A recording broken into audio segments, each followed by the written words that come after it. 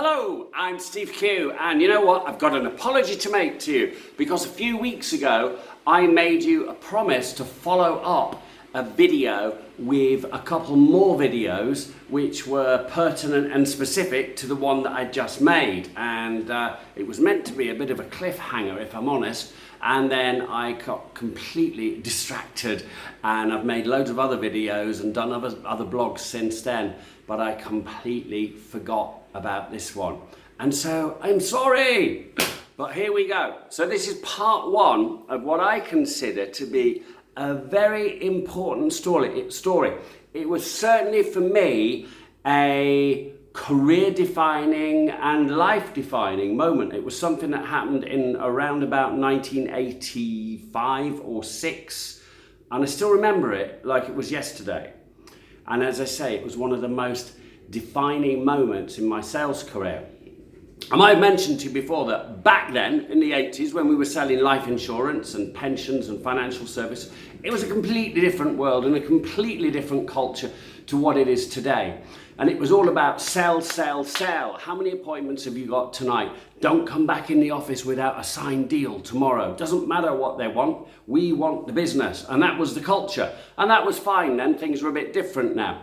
So I went to see a couple called Norma and Terry. And Norma and Terry were selling their house, and it was a slow housing market at the time, but we were encouraged, rightly or wrongly, whether or not these people had sold the house, to sign them up there and then for their life policy, for their endowment policy. And the whole story was based on a thing called mortgage cost reduction, which the insurance companies were peddling at that time. And even if it was going to take you another year or so to sell your house, by virtue of the fact you've been paying your endowment policy off, and that was effectively the capital repayment part of your mortgage, you would be saving a year's interest payment. So it all made sense at the time in theory. And I know endowments didn't quite work out the way those companies intended them to, but it was a long time ago. And I sat there and I drank Norma and Terry out of tea and digestive biscuits. I stayed till about 11 o'clock at night after getting there at about 7 o'clock, keep asking them to sign up for this insurance. And they didn't really want to. I don't think they really understood the full sort of validity of what I was saying. Maybe I wasn't explaining it as well as a more experienced person would have been, whatever. Anyway, eventually I won and they gave in. And they signed up, and I went into the office the next day with a completed proposal form and a check.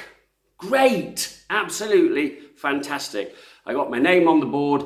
I earned about 500 quid in commission, and Norma and Terry had some life insurance, which they didn't previously have. They weren't bothered about it anyway.